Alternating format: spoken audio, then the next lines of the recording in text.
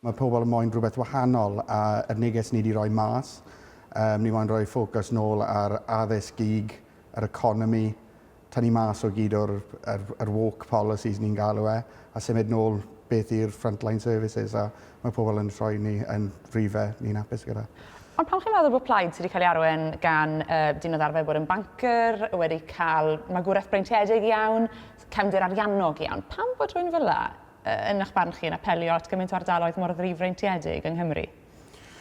Wel, mae pobl yn dod i'r blaid wrth pob ochr yr spectrwm, falle un banker neu rhywbeth fel yna, ond ni'n gweld pobl sydd oedd yn gweithio yn yr Steelworks yn Port Talbot, pobl wrth Merthyr sydd wedi colli gwaith. Ie, pam? Achos ni'n siarad amdano mynd wrth net zero a pobl wedi gweld yr effect mae hwnna wedi gael ar Gymru ar y joblins fan hyn.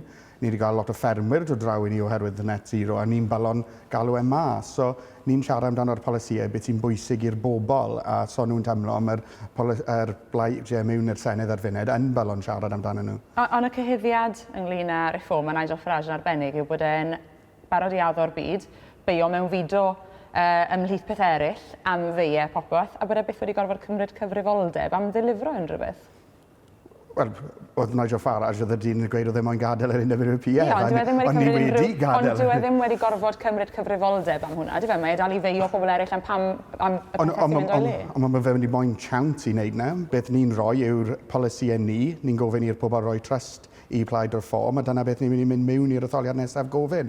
A ni'n meddwl ni'n gallu ennill yr etholiad a rhoi rhywbeth wahanol i'r pobl Gymru a symud ni ymlaen achos ar funed mae'r Senedd yn cadw ni tu ôl gyd o'r Ddinas Unedig. Fi eisiau holi chi am fewn fideo achos oedd un o prif bolisïau chi yn etholiad San Steffan y llynedd, rhewi mewn fideo.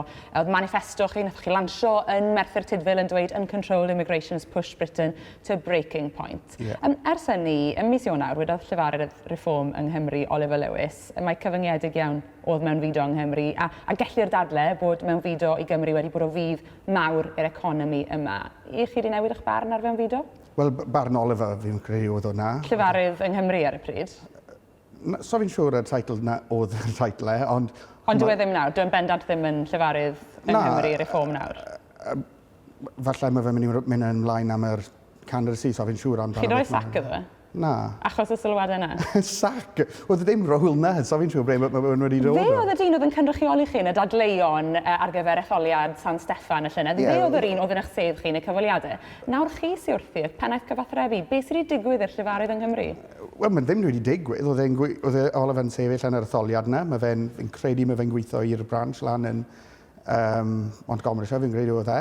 Ac eto, ers y cyfweliad na'n mis Ionawr, pan wedodd bod e'n meddwl bod mewn fideo bosib wedi bod o fantes i Gymru, dyn ni ddim wedi clywed wrtho fe mewn cyfweliadau Reform. Beth sydd wedi digwydd? Wel, fi'n credu oedd Oliver yn siarad amdano ble mae fe'n dod os ni'n siarad i un o'r... Oedd e'n siarad am Gymru? So fi'n siŵr bod rhaid chi'n gofyn i Oliver amdano. Y dyfyniad oedd, Wales has had very limited numbers of immigration and the numbers we have had have arguably been very positive for our economy. Immigration is much less of a factor on politics in Wales than in England. Eitha clir beth oedd e'n dweud? Beth ni'n dweud yw'r social impact beth mae'n fideo yn gallu gael ar pethau fel yr gig, i prynu tŷ, a ni'n glir a ble ni moyn i gweld y rif dod lawr. A jyst mynd ar ôl beth oedd Oliver Lewis yn dweud, achos be wedodd oedd bod mewn fido'n lot llai o ffactor ar wleidyddiaeth yng Nghymru, bod nifer cyfyngedig iawn o fewn fido yng Nghymru. A mae'r ffigurau, yr ystadegau, yn cefnogi hynny'n dyw e ddim yr un ddadl. Yn ôl y cyfrifiad diwetha, 16% o bobl ar draws y Ddeyrnas Unedig wedi geni tu fas i'r Ddeyrnas Unedig, ond yng Nghymru, dim ond 6.9% o'r boblogaeth. Dyw e ddim yn wir yng Nghymru, ydy fe? Wel, na, os ni'n edrych ar rhywbeth fel Casnewydd, Caerdydd, Abertawe, Wrexham, ni'n gallu gweld mae lot o impact na o bobl dod mewn o'r gleidiau. Ac eto, wnaethoch chi lansio'r manifesto yn addo taclo mewn fideo yn Merthyr Tydfil, lle mae 94% o'r boblogaeth wedi geni yng Nghymru. Oedd hwnna manifesto am yr etholiad gyffredinol dros y Ddinas Unedig. Ond taclo mewn fideo oedd y neges, ac eto chi'n meddwl bod e'n taro tant yn Merthyr Tydfil. Dim un polisi oedd yn yr contract nawr. Chi'n gweud bod chi'n siarad â Chymru. Chi'n credu mewn hunaniaeth Gymreig, hawliau siaradwyr Cymraeg hefyd? Siarad Cymraeg, wel, fi mae heddi. Ydy hwnna ddim yn golygu bod chi'n credu'n hawliau siaradwyr Cymraeg o'r plaid? Ydych chi'n credu mewn hunaniaeth Gymreig, hawliau siaradwyr Cymraeg? Na, ni'n mynd i gael lot o candidates yn dod mas. Ydych chi'n credu yn hawliau siaradwyr Cymraeg? Addysg Gymraeg y math yna o beth? Ie, ni yn mynd i Ydych chi'n credu ynddo fe fel hawl sylfaenol i bobl yng Nghymru fel iaith swyddogol? Ie, ni an. Pam bod eich manifesto chi llynedd, yr un ethoch chi lansio Merthyr Tydfil, yn dweud English national identity should be officially promoted and celebrated. Dim gair am Welsh national identity. Oherwydd, yr polisi yna, gyda datganoli yn fan hyn, yn yr Senedd. Ydych chi'n gallu dathlu nhw San Steffan yn yr un ffordd? So chi'n meddwl... O chi'n Merthyr Tydfil?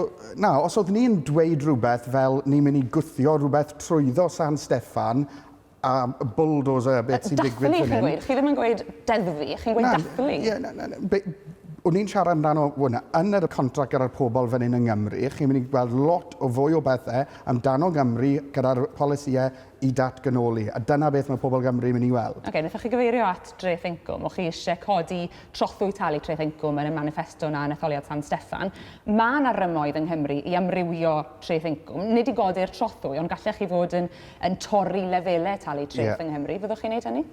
Wel, rhyw fath o exclusif gyda'r contract gyda'r pobl yma, fi'n mynd i ddod mas gyda nawr, ond... Ond mae ar y bwrdd, chi'n ystyried e? Of course, ie. A torri fydd hynny, nid codi? Mae torri trethu ar y bwrdd gyda reform ar gyfer yr etholiad y Senedd. Gan i weld beth yn rhagor ddaw o hynny. Reit, pwy fydd yn arwen ymgyrch etholiadol reform yn Senedd Cymru? Wel, Nigel Farage, ni'n mynd i gweld yr candidates dros yr blaid yn sefyll lan, a bydda'r gyd o'n nhw'n front and centre yn yr etholiad yna. Ond Nigel Farage fydd yn arwen? Mae fe'n arwen arweinydd yr Ond fydd e ddim yn sefyll yn yr etholiad, fydd e? Na, so fe'n sefyll. Felly, sut gallai fe arwen os nag yw e'n sefyll? Achos mae fe'n arweinydd yr blaid. Pwy fydde'r prif weinidog? Pe bai chi mewn sefyllfa ffodus i lywodraethu? Wel, aros i weld, bydda rhywbeth yn dod mas ar hwnna. Pryd byddwn ni'n gwybod achos chi yma heddi yn siarad am beth i'ch chynt etholiadol chi, mae pobl yn barod yn trafod etholiad y Senedd. Faint yn rhagor sain nhw bod pwy fydd yn cynrychioli'r reform? Wel, i wedi wir, os unrhyw person yn gwybod y ffordd mae'r Senedd yn gweithio, so ni'n siŵr pwy yw'n mynd i bod yr prif weinidog ar ôl yr etholiad. Mae hynny'n wir, ond mae pob plaid arall ag arweinydd yng Nghymru. Ond mae hwnna'n rhywbeth mae'r pleidiau eraill yn moyn siarad amdano. Ni moyn cadw'r siarad amdano yr polisïau, ond os mae pobl moyn siarad amdano pethau fel yna, fy'n... Wel, mae personolaethau yn enwedig yn achos reform mor bwysig ar polisïau yna. Mae lot o candidates yn dod trwyddo, a ni'n edrych ymlaen i yn yr cynhadledd nesaf roi nhw mas. Ond chi'n gweud i sicrwydd fydd Nigel Farage ddim yn sefyll? Na. Iawn. Nawr, mae'r arolygon barn ar hyn o bryd yn dweud gallech chi fod yn un o'r pleidiau mwyaf yn y Senedd os yw'r ffigurau presennol yn parhau, ond mae mathemateg Senedd Cymru ar hyd y degawdau wedi profi heb help i chi'n ffili llywodraethu. Mae hynny'n wir yn dweud, heb help fydd ddim yn amosib unrhyw un llywodraethu. Be newch chi yn y sefyllfa yna? Wel, mae lot o paths ni'n gallu wneud, ond ar funed ni'n siarad i ddim o'r bleidiau, ni'n mynd mas i ennill. Os mae chi fydd ar blaid fwyaf, ond bod chi'n methu ffurfio llywodraeth, achos bod neb yn fodlon cydweithio gyda chi, fyddwch chi'n derbyn hynny? Os mae'r pobl Gymru yn rhoi reform i'r plaid fwyaf mewn yna, yn farn ni, mae'n iawn i pobl i dod i siarad i ni sut i redeg Gymru, ond mae'r cwestiwn i nhw ar hwnna. A byddwch chi'n barod i gydweithio gyda unrhyw blaid er mwyn llywodraethu? Ar funed, so ni'n gweld lot ni'n cytuno gyda'r unrhyw bleidiau mewn yna. Ond falle, os mae rhaid ni roi Gymru'n cyntaf, dyna beth byddwn ni'n neud. Ac o ran rhoi Cymru'n gyntaf, y cwestiwn am Senedd Cymru, i chi yn cefnogi datganoli, i chi'n cefnogi'r grymoedd sydd gan Senedd Cymru ar hyn o bryd? Nawr, so fi'n meddwl ar funed, mae cwestiwn amdano. Ond mae hanner eich cefnogwyr chi yn ôl data Canolfan Llywodraethiant Cymru eisiau cael gwared arno fe. 21% moyn e cael llai o rymoedd, ond chi'n gweud fel plaid, na, nid dyna... Wel na, ni'n cytuno gyda'r problemau mae lot o pobl yn gweld gyda'r Senedd ar funed. Ond chi ddim yn credu mai cael gwared arno fe'r ateb neu tynnu dim credu, ond ar funed, so ni'n meddwl yr ateb i'r cwestiwn ar funed. Wel, dwi'n ddim yn sôn o'r ateb cadarn iawn o ran dyfodol cyfansoddiadol Cymru gan y dyn sy'n cynrychioli'r reform fan hyn. Wel, beth fi'n dweud, beth ni wedi gweld yw'r plaid lafur yn yr drive-in seat am flynyddoedd, so ni wedi gweld unrhyw beth arall. So fi'n gallu gweud mae'r Senedd ddim yn gweithio ar funed, fi'n gwybod mae plaid lafur ddim yn gweithio, so falle os mae'n rhywbeth wahanol, falle byddwn ni'n gweld newid. Ond os mae'n ddim newid yn dod ar ôl na hefyd, a ni'n gweld yn addysg gig ar perfformiad ni wedi weld, falle, ond ar funed, so fi moyn siarad amdano rhywbeth hypothetical, mae rhaid ni mynd mlaen gyda'r job yma. Llŷr Powell, diolch yn fawr iawn i chi. Diolch.